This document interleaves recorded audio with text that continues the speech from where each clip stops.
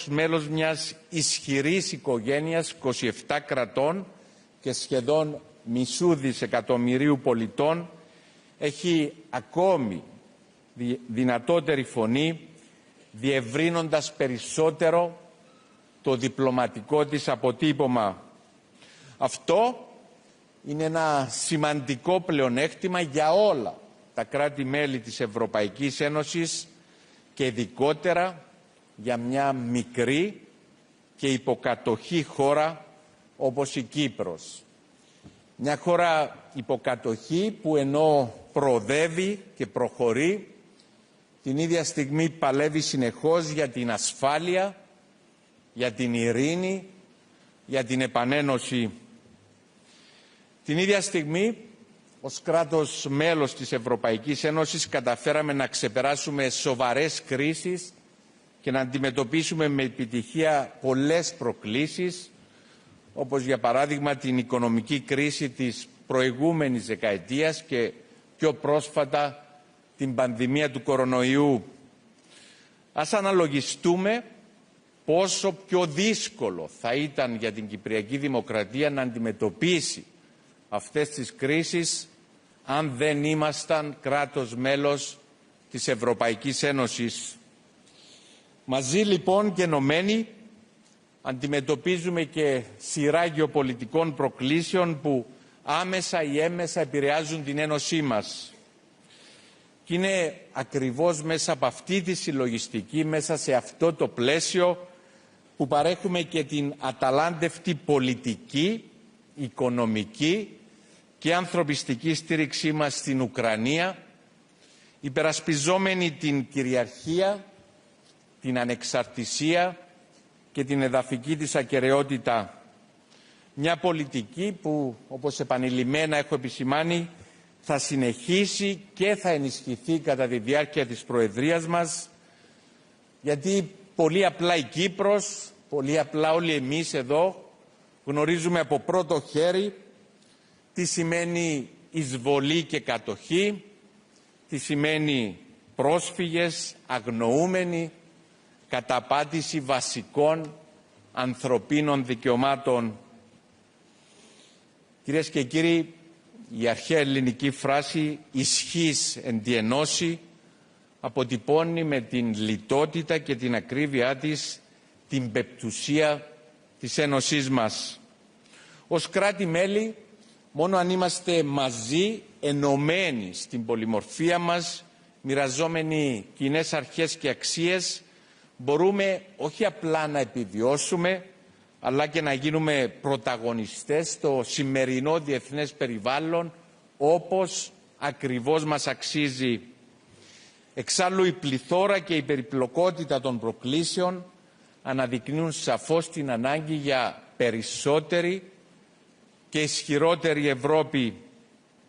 Η Κύπρος κατανοεί βαθιά την σημασία της ενοποιητικής ισχύως της Ευρωπαϊκής Ένωσης και επενδύουμε ουσιαστικά στην Ένωσή μας, στη μεγάλη προσπάθεια που καταβάλουμε για απελευθέρωση και επανένωση της πατρίδας μας. Κατανοούμε πολύ καλά πως μόνο μέσα από την ενότητα μπορούμε πραγματικά να είμαστε ισχυροί ως κράτη, ως πολίτες, ως Ευρωπαίοι. Την ίδια στιγμή έχω την έντονη πεποίθηση ότι στο σημερινό διεθνές περιβάλλον, ένα περιβάλλον γεωπολιτικής αβεβαιότητας, αποτελεί ευκαιρία για την Ευρωπαϊκή Ένωση να αναδειχθεί ακόμα πιο ισχυρή, ακόμα πιο ασφαλής, ακόμα πιο ενωμένη και ακόμα πιο στρατηγικά αυτόνομη. Μια Ένωση που προστατεύει τους πολίτες της, τα σύνορά της, τις υποδομές της και τα συμφέροντά της, ενώ την ίδια στιγμή είναι μια Ένωση εξωστρεφής που σε ένα περιβάλλον αστάθειας παραμένει πυλώνας ασφάλειας, σταθερότητας και αξιών. Οραματιζόμαστε λοιπόν μια Ένωση ανοιχτή προς τον κόσμο, που οικοδομεί εταιρικές σχέσεις, επενδύει ακόμη περισσότερο στον διάλογο με τους γείτονές της, πολλοί εξ των οποίων μας τιμούν απόψε με την παρουσία τους εδώ, και μια ένωση που προάγει και ενισχύει την ουσιαστική παραγωγική συνεργασία σε περιφερειακό και διεθνές επίπεδο. Ισχύς δηλαδή μέσω της συνεργασίας και της ανάπτυξης. Ισχύς μέσω της ευρωπαϊκής ολοκλήρωσης, μέσω της διεύρυνσης του ευρωπαϊκού χώρου ασφάλειας, σταθερότητας και ευημερίας. Ισχύς μέσω της προαγωγής του κράτους δικαίου και του σεβασμού των ανθρωπίνων δικαιωμάτων. Και η Κύπρος, όπως λέχθηκε και προηγουμένως, στο σταυροδρόμι τριών υπήρων, σε μια περιοχή γεμάτη προκλήσεις, θα συνεχίσει και κατά τη διάρκεια της προεδρίας της να λειτουργεί ως μια αξιόπιστη γέφυρα μεταξύ της Ευρωπαϊκής Ένωσης και της ευρύτερης μας περιοχής. Μια γέφυρα διαλόγου, συνεργασίας και αμοιβαίας κατανόησης, πάντα ως μέρος της λύσης και ποτέ ως μέρος του προβλήματος. Αυτός θα είναι και ο στόχος της προεδρίας μας. Μια Ευρωπαϊκή Ένωση που να συνδυάζει τη στρατηγική της αυτονομία με τη διεθνή της εξωστρέφεια. Μια Ένωση που θα μπορεί να υπερασπίζεται τα συμφέροντα και τους πολίτες της και παράλληλα να λειτουργεί ως δύναμη ειρήνης, σταθερότητας και ανάπτυξης.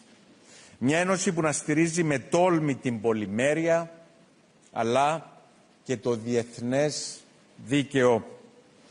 Ακριβώς για αυτή την Ευρώπη θα εργαστούμε ως Κυπριακή Προεδρία εξ ονόματος των 27 κρατών μελών και των 450 εκατομμυρίων πολιτών της. Κυρίες και κύριοι, το μέλλον όλων μας είναι άρρηκτα συνδεδεμένο με τη δύναμη και τη συνοχή της Ευρωπαϊκής Ένωσης. Όσο πιο ενωμένη, αξιόπιστη και εξωστρεφής είναι η Ένωσή μας, τόσο περισσότερη ασφάλεια, σταθερότητα, ανάπτυξη και προοπτική θα προσφέρει όχι μόνο στο σύνολο των πολιτών της, αλλά και στους γείτονες και στους εταίρους της. Αυτός είναι και ο στόχος και η επιδίωξή μας ως Κυπριακή Προεδρία. Περισσότερη ευρωπαϊκή ολοκλήρωση, περισσότερη Ευρώπη μέσα από μια αυτόνομη ένωση ανοιχτή στον κόσμο. Σας ευχαριστώ πάρα πολύ. Κυρίες και κύριοι, καλούμε στο βήμα για να απευθύνει χαιρετισμό τον εξοχότατο πρόεδρο της Ουκρανίας, κύριο Βολοντίμιρ Ζελένσκι. Ladies and gentlemen, we invite to the stage His Excellency the President of the Ukraine, Mr. Volodymyr Zelensky, to deliver his address.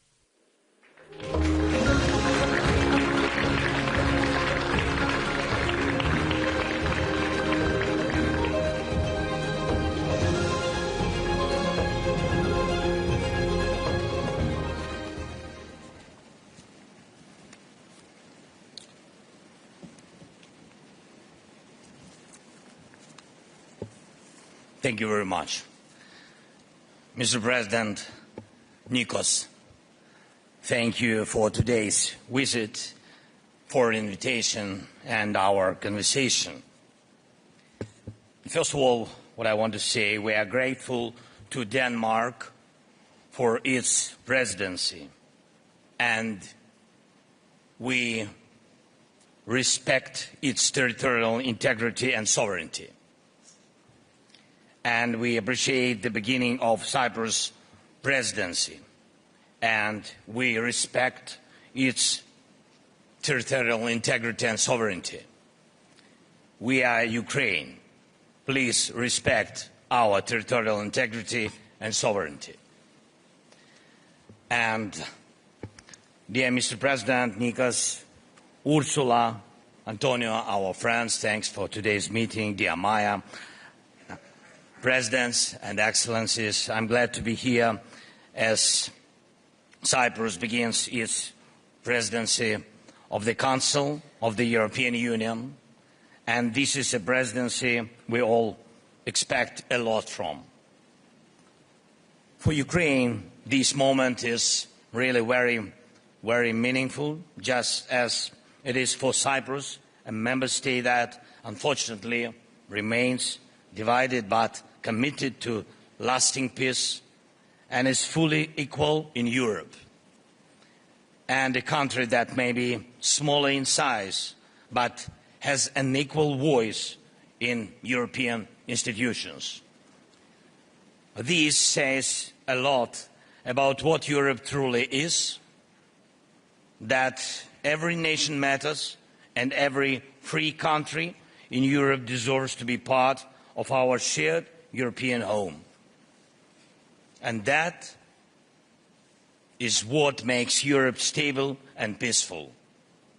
Ukraine also deserves this to be an equal part of our common European home, and we hope that your presidency will be productive in moving us forward on this path.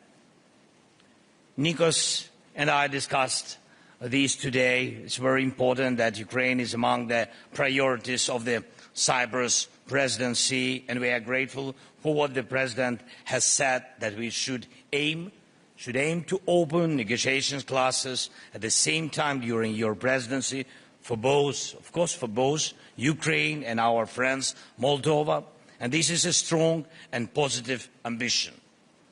And during your presidency, we hope to see the start of the implementation of the 90 billion support package for Ukraine, funding that strengthens our resilience, and with it, the resilience of all Europe.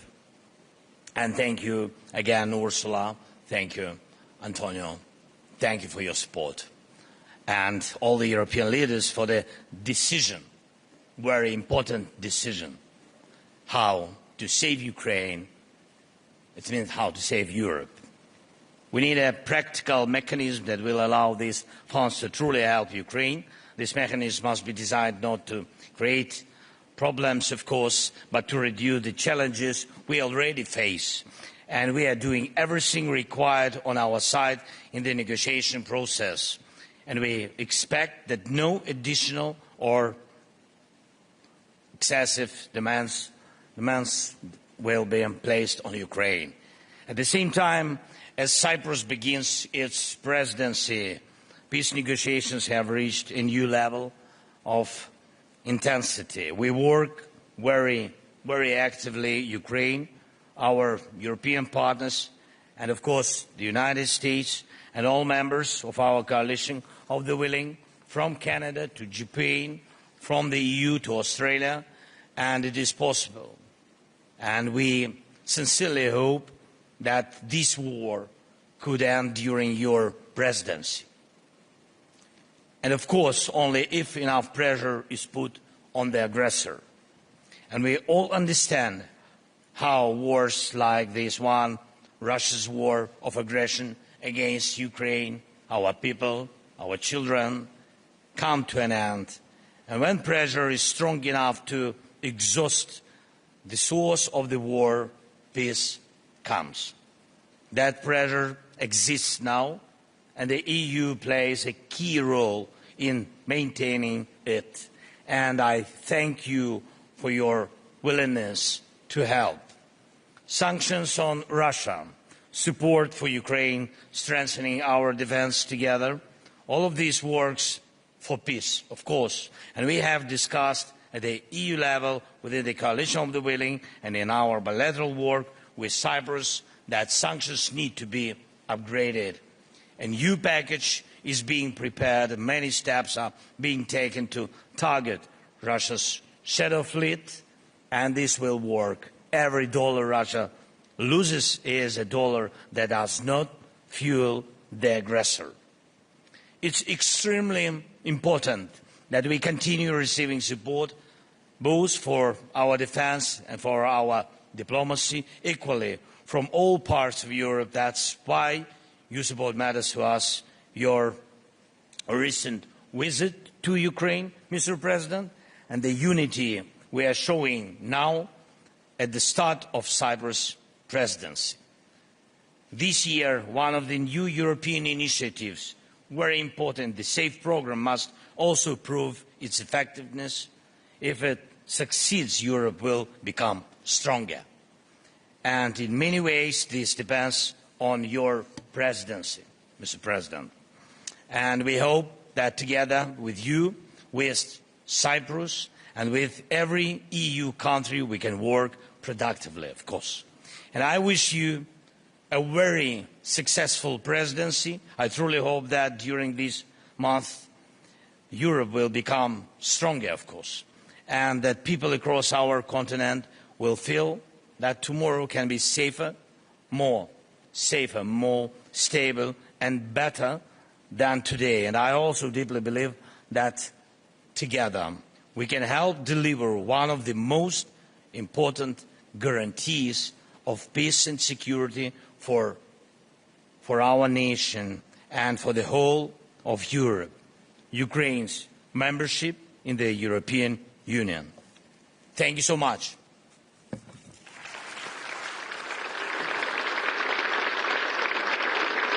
Κυρίες και κύριοι, καλούμε στο βήμα για να απευθύνει χαιρετισμό τον εξοχότατο πρόεδρο του Ευρωπαϊκού Συμβουλίου, κύριο Αντώνιο Κώστα. Ladies and gentlemen, we invite to the stage His Excellency the President of the European Council, Mr. Antonio Costa, to deliver his remarks.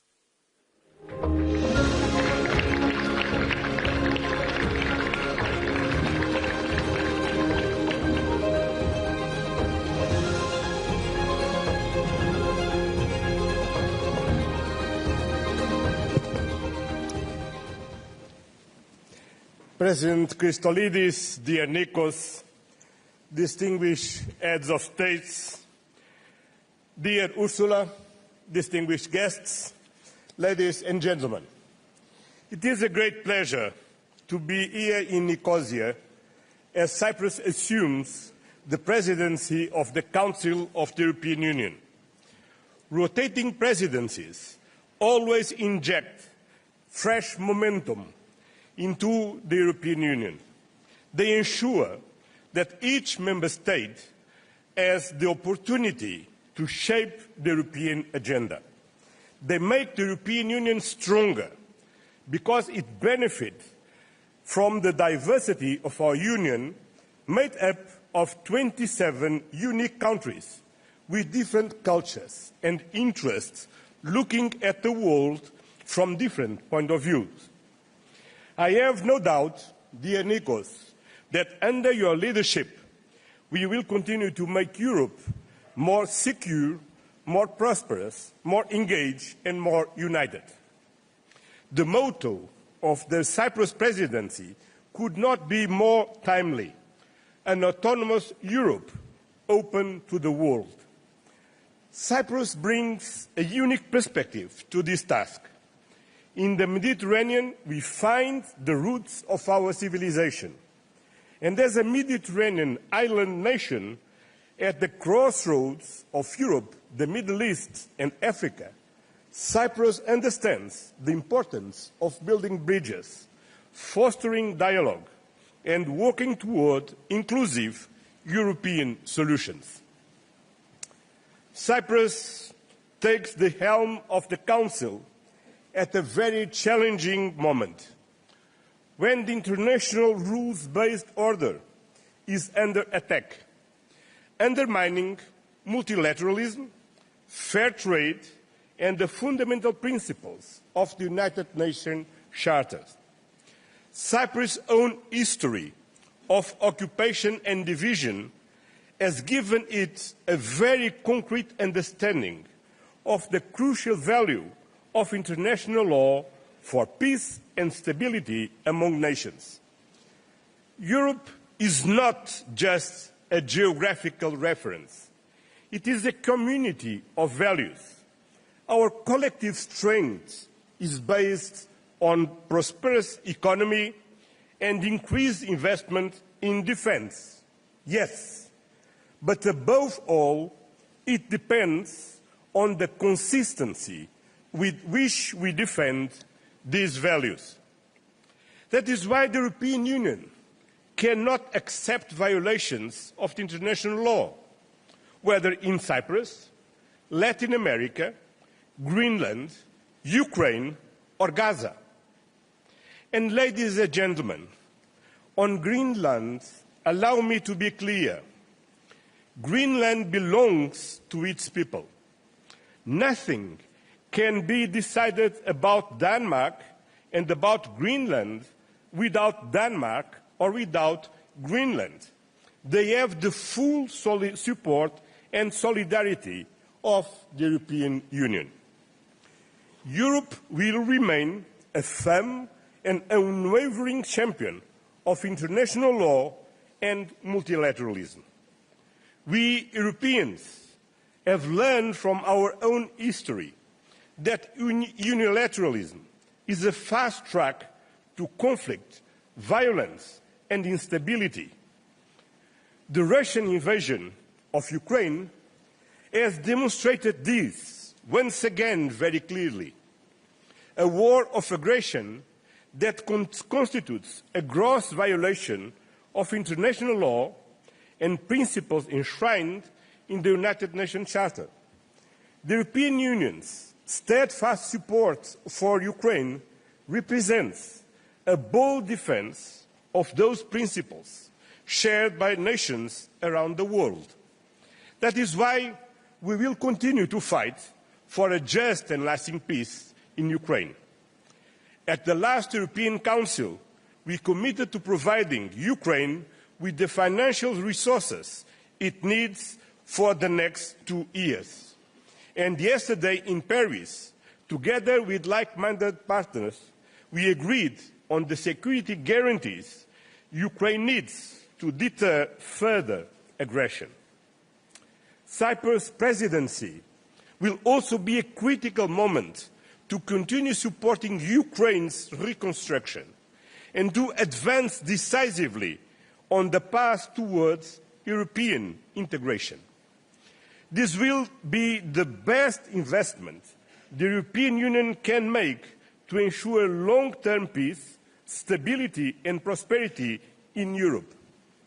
It is in a multipolar world, an enlarged European Union means a stronger, safer and more peaceful Europe at home and abroad. The next enlargement to Ukraine, to Moldova, to the Western Balkans is crucial to strengthen our union as a geopolitical player. To make enlargement a reality, we must act on two fronts at the same time. First, we need to continue with reforms in the candidate countries. Second, the European Union must prepare itself to accommodate new members. In the context of the ongoing Ukraine peace negotiations, progress on enlargement is especially urgent over the next month in order to reflect the impressive pace of reforms by Ukraine. Accession is central to any peace deal as the key foundation for Ukraine's future prosperity and development. But 2026 is also important for the accession of Moldova and the Western Balkan partners. For Montenegro, for example, the next 12 months can see the completion of their accession negotiations, and we hope that the drafting of their accession treaty can start very soon during your presidency. Ladies and gentlemen, in 2025, the priority was to create the building blocks of the Europe of defense. We must continue to implement that agenda and accelerate our work towards European defense readiness. But in 2026, working hand in hand with the European Commission, we must give a new impetus to Europe's economic competitiveness, and we must deliver for our citizens. Because social cohesion without prosperity is unsustainable. That is why, on the 12th of February, I will convene a strategic brainstorming session on European leaders to discuss how to harness the full potential of Europe's single market. The European Union is a powerful single market and the powerhouse of trade. We are the largest trader of manufactured goods and services in the world. And we have built the most extensive network of trade agreements covering 78 countries. And we are making it grow even further, not only with Mercosur. The Commission is making an impressive progress in negotiations with countries like India, Indonesia, Thailand, Malaysia, Philippines, and the United Arab Emirates, to name just a few. As a predictable and reliable partner, the European Union's fair trade agenda is shaping global economic rules and fostering shared prosperity with partners around the world. Ladies and gentlemen, our ambitions in security, competitiveness, and social and territorial cohesion require a long-term budget that equips us with the necessary resources. By the end of 2026, we must agree on the framework that reflects the needs and ambitions of Europe, that is not only secure and competitive, but also fair and resilient. Cyprus leadership will be crucial to prepare the next stage of budget discussions, ensuring that our financial resources are aligned with our goals. Finally, Cyprus' proximity to and diplomatic engagement with the Mediterranean, the Middle East and the Gulf are a key asset for Europe's relations with all these regions. Cyprus plays a central role, notably through its leadership in humanitarian assistance to Gaza with the Amathia initiative, ensuring it reaches civilians' safety. It will also make a crucial contribution to the European Union's role in implementing the peace plan for Gaza endorsed by the United Nations Security Council. And Cyprus leadership will be equally important to strengthen ties through the Pact for the Mediterranean. In the same spirit, President von der Leyen and I will be in Jordan in the next days to hold the first EU-Jordan summit, and we will visit Syria and Lebanon.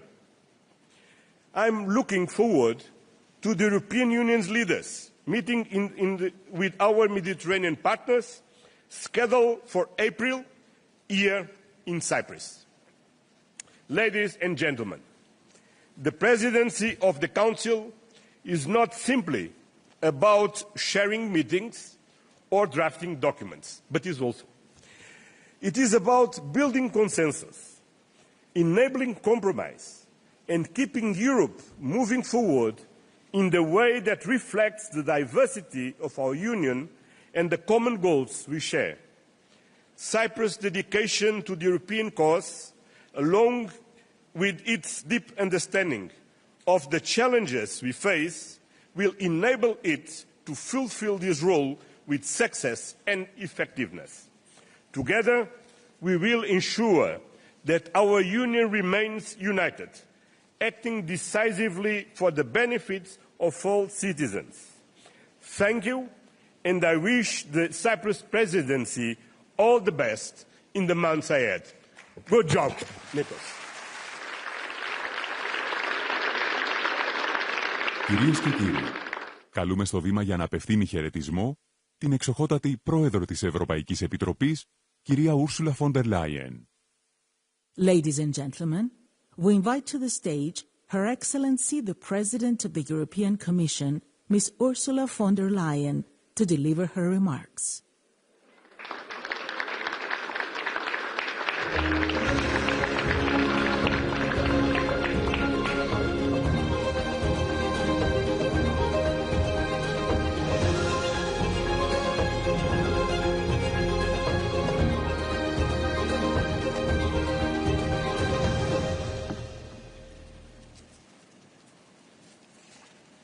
President Christodoulidis, dear Nikos, President Zelensky, dear Volodymyr, President Sandu, dear Maya, President Rashid, President Aoun, President Costa, my dear friend Antonio, dear Secretaries General, Deputy Minister Rauna, dear Marilena, Your Excellencies, ladies and gentlemen, it is a pleasure to be back in Cyprus, a country blessed with more than 300 days of sunshine per year, a land of remarkable beauty, fitting for the birthplace of Aphrodite.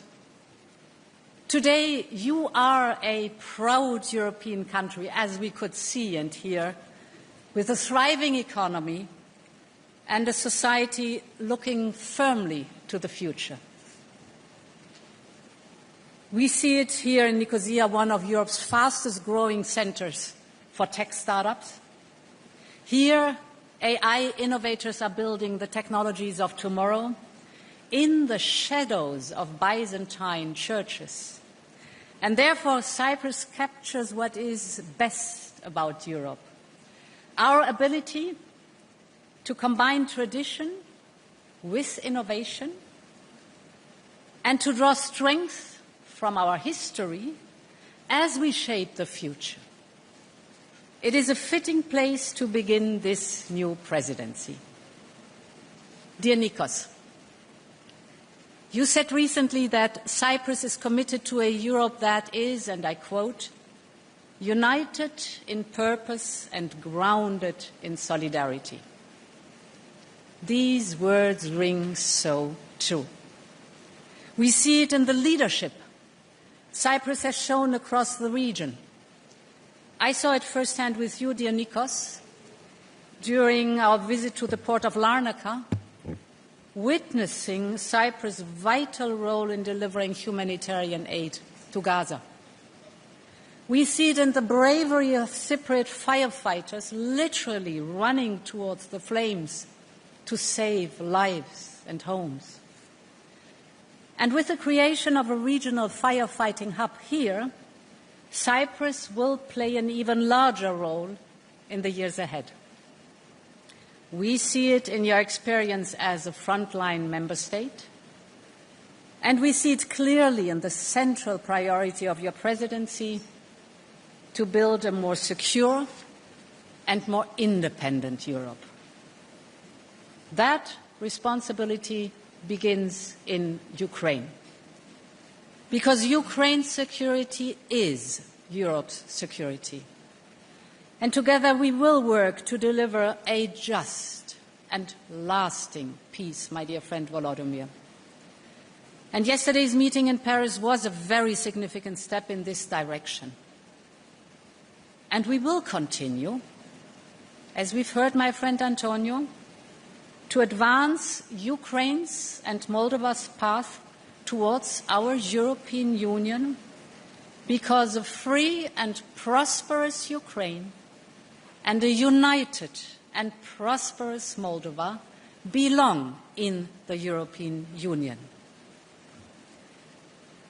We also know that only a more competitive union can be more independent, a more independent union.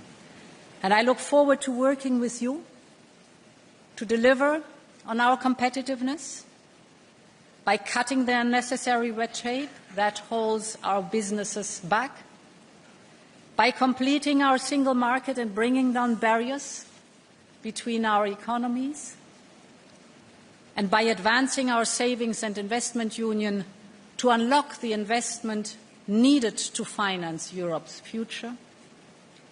This presidency marks a moment of responsibility for Cyprus. You've said it, Nikos. And I have no doubt that you will once again rise to the challenge.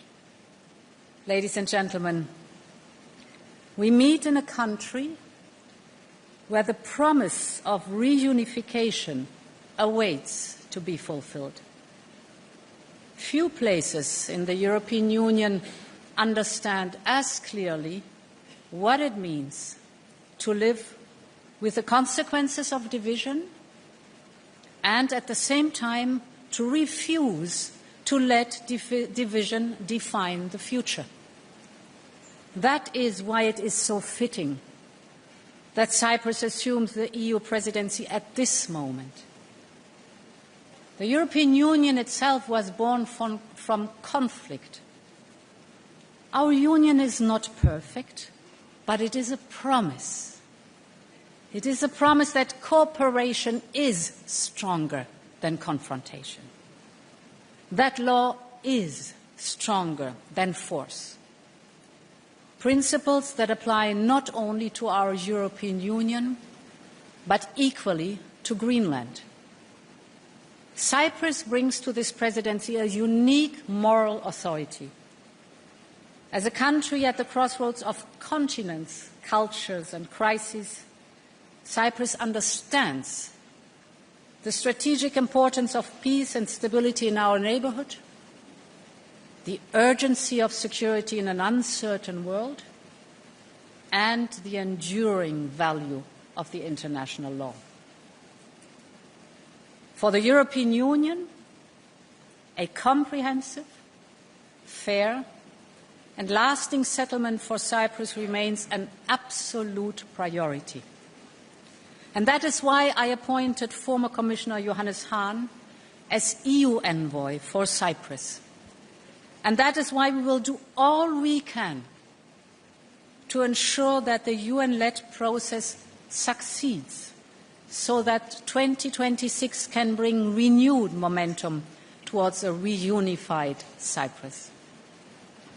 Dear friends, it was on this island that Zeno of Citium, the founder of Stoicism, was born. A philosophy grounded in wisdom, justice, and courage. Stoicism teaches us not to fear the challenges, but to meet them with clarity and resolve, to turn challenge into opportunity, to turn adversity into strength.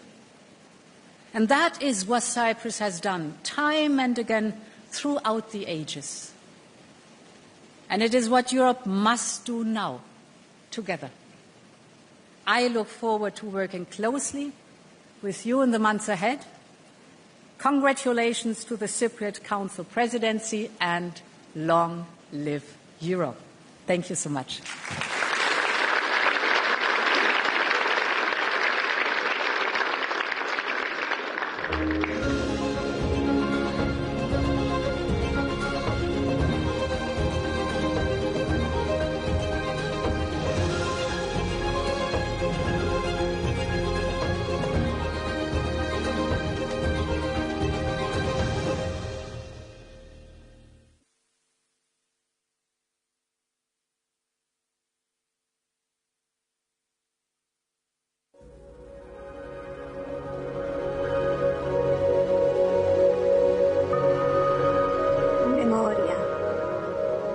Siečione. Mémoire. Atmintis. Muisto.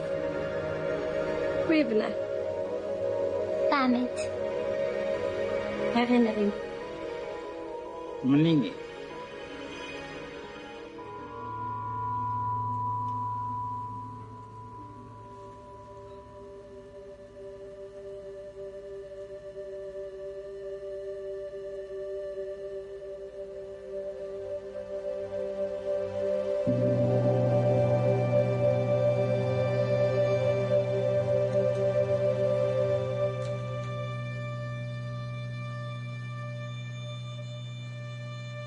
Μια πέτρα μες στο πέλαγο είναι η γη μου. Και είναι στημένη εδώ, σαν μια υπόσχεση γαλήνης, για τα πουλιά, τα κουρασμένα το ταξίδι. Μια πέτρα μες στο πέλαγο είναι η γη μου. Και είναι στημένη εδώ, για να χαρίζει στα πουλιά τα διαβατάρικα, σωσίδιο τη φιλόξενη της στέγη. Το μυρωμένο αγέρι της για ανάσα, το χρυσαφένιο σπυρί του σιταριού της για στόχον εκστρατείας των ελληνιών. Το κρουσταλένιο και βελούδινο σταφύλι της για τα σπουργίτια.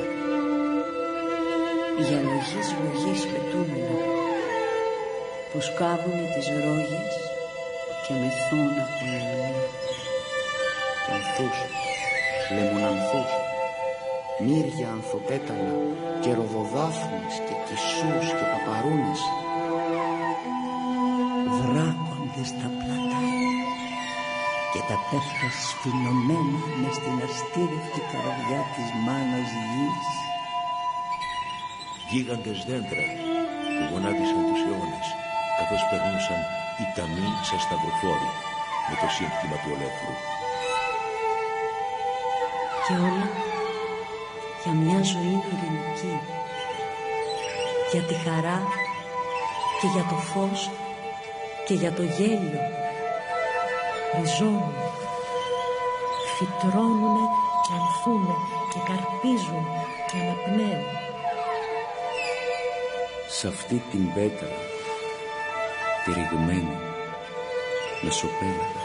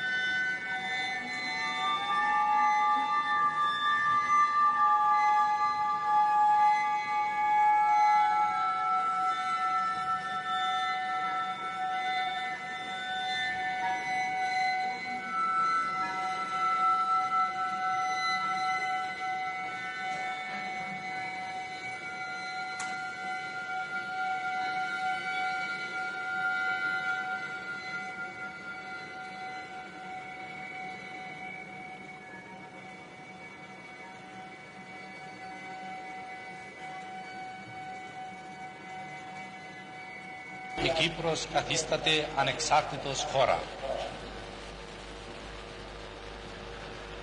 Η σημερινή ημέρα ενέχει ιδιαίτερα σημασία τόσο από κυπριακής όσο και από γενικότερας πλευράς.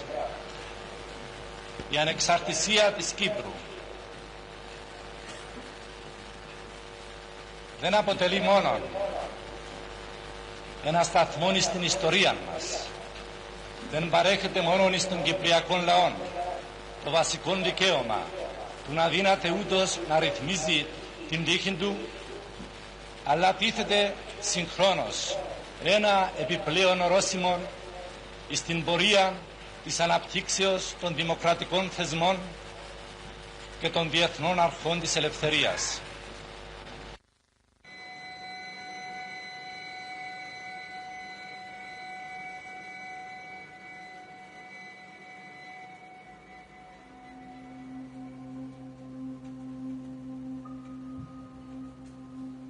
Tagadne.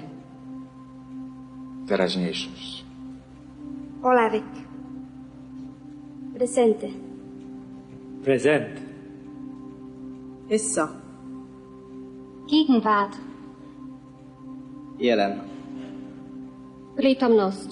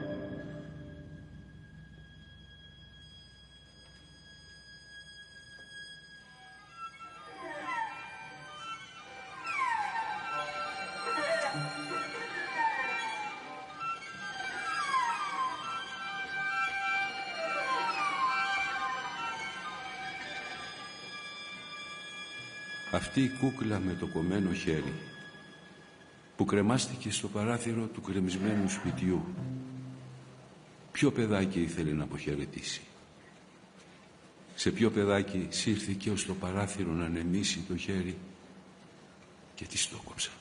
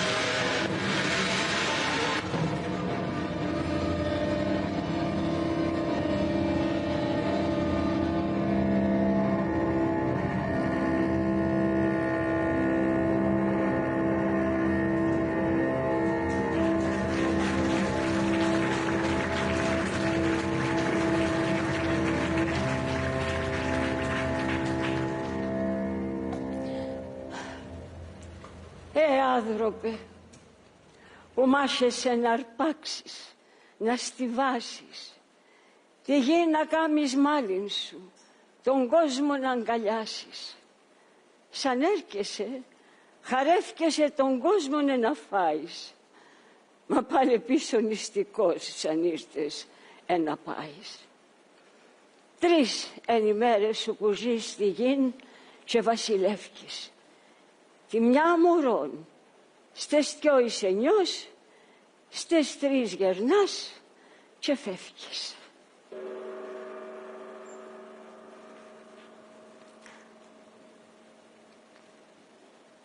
Με βασιλιάς κρατίζεσαι στη γην, με θιακονίτης.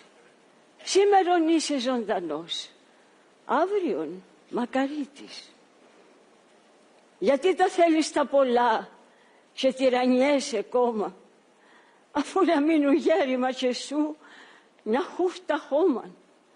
Και τυραννιέσαι, καίνεσης, με νεπαμόν με πνάσμαν. Ο άνθρωπος έντρο τη γην, η γη τρώει το πλάσμα. Κι όσα τσαγκάμεις άνθρωπες στη γην, κι όσα κερδίσεις, μη τάσου έντζε παίρνεις τα, δαπάνω να τα αφήσεις. Να λιούν, να στάσουν, να σκορπούν μες του βορκάτο ρέμαν, γιατί δεν γεν άλλον τίποτε παραφτιασμένον ψέμα. Ψέμα και σου παστούν τη γην και ψέμα και οι δουλειές σου. Σαν τα φτερά στον άνεμο μαθιούν, σκορπούν και ρέσουν. Έτσι να πεις, ως πον πορνών με μείνεις να νυχτώσει, γιατί ύστερα είναι αδύνατον για σε να ξημερώσει. Εμπού την ώρα πόρκεσαι ως τον γερόν που φεύγεις. Θωρείς και πεθανίσκουσιν και πάρε, εσόν πιστεύεις και μάχεσαι, σκοτώνεσαι, τσι χάλασε, δαχτύεσαι. Μα στάθεις και καμιά φορά και σκέφτηκες ποιος είσαι. Σαν ένα φύλλον του δεντρού που σέται όπως πρέπει κι άξιπα πέφτει πας στη γη και λίγο σέπει. Έτσι και σεν το ίδιο η ψεύτικη η ζωή σου. Έρχεσαι, φεύγεις, χάνεσαι κι ούτε στη γη πως ήσουν.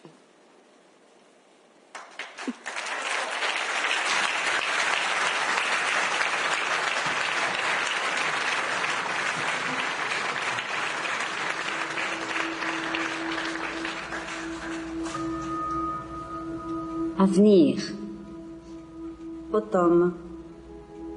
Podem. Efter. Efter. Avenir. Depois. Danach. Μετά.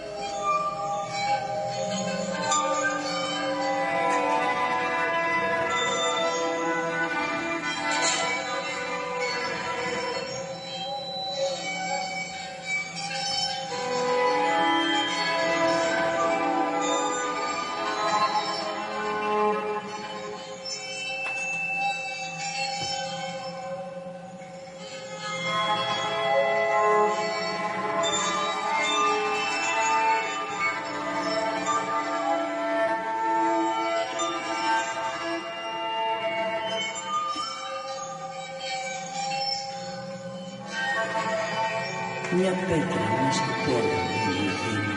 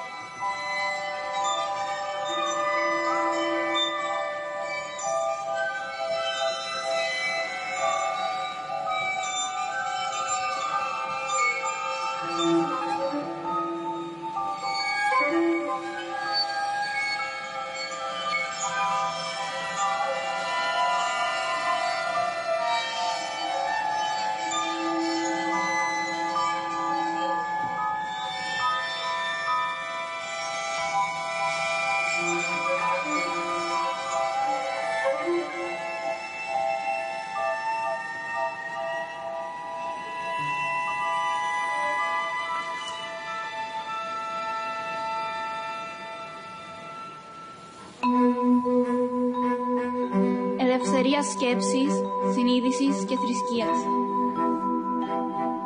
Δικαίωμα στην ανάπτυξη κάθε παιδιού. Δικαίωμα στην ελευθερία και την ασφάλεια. Προστασία της οικογενειακής και επαγγελματικής ζωής. Προστασία του περιβάλλοντος. Ελευθερία έκφρασης. Ισότητα γυναικών και ανδρών σε όλους τους τομείς. Δικαίωμα στην εκπαίδευση. Δικαίωμα του εκλέγειν και εκλέγεστε. Δικαίωμα στη συμμετοχή κάθε παιδιού. Απαγόρευση κάθε μορφής διάκρισης. Ελευθερία της τέχνης και της επιστήμης. Δικαίωμα στη ζωή. Όλοι είναι ίσοι έναντι του νόμου. Δικαίωμα στην υγεία. Ελεύθερη κυκλοφορία και διαμονή κάθε πολίτη της Ευρωπαϊκής Ένωσης σε ευρωπαϊκό έδαφος.